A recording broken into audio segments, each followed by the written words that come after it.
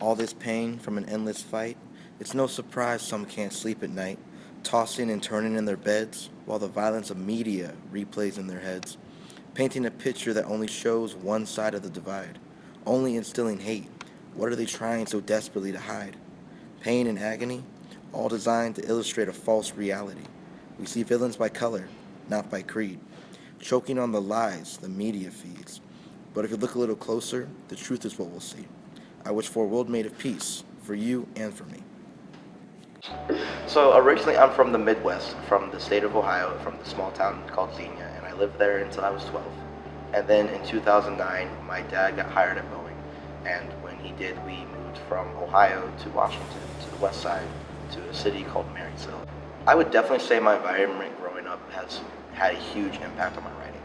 When it comes to thinking of how to write a piece and how to take a standpoint and where you want to put your point of view, it's very important to put it where most people will connect, where you're still coming from yourself and not saying what people want to hear.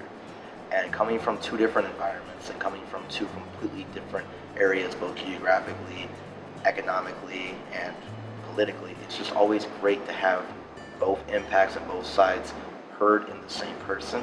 That way you can weigh them out evenly. That way it has the largest effect it can on your audience. So originally I started writing like prolifically when I was about 8 years old because I was playing around in my mom and dad's room like me and my brother always did as kids. And I stumbled across my mom's old poetry book. And my mom grew up in Southside Chicago.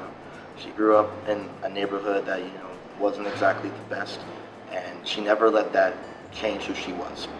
And it kind of changed the way that I saw the world because she had stopped writing poems when I was about 3 years old. When I was 3, she had lost both her mother and her brother in the same year. When that happened, she had kind of taken a break from writing. But when she realized that I found one of these old poetry books, it just brought her back. It's great for me to be able to connect to my mom that way.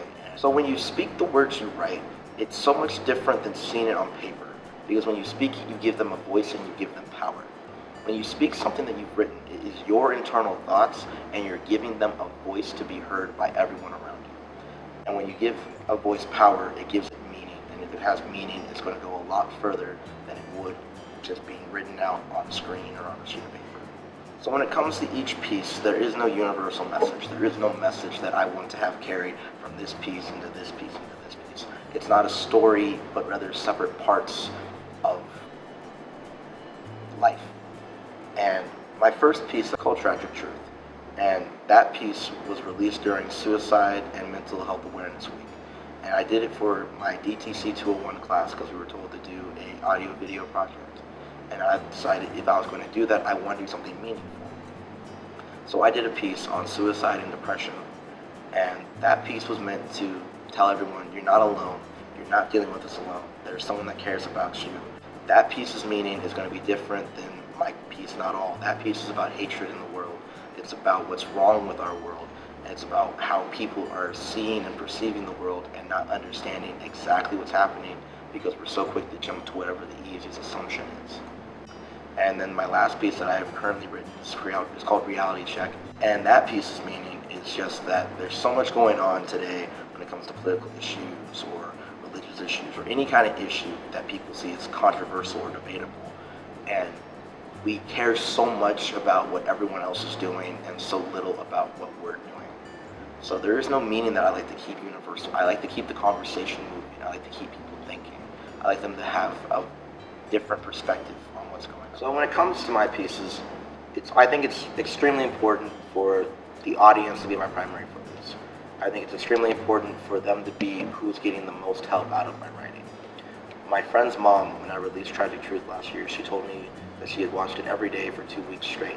Every single day it helped her get through everything that was going on in her life. And to hear that coming from someone that saw you grow up and someone that saw you turn from a boy into a college scholar, into a man, into someone that's helping people, it's just so great because they've been through so much.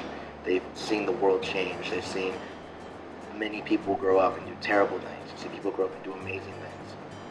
And it's always great to be more beneficial to those around me than to myself. But when I write these pieces, again, it's my internal thoughts.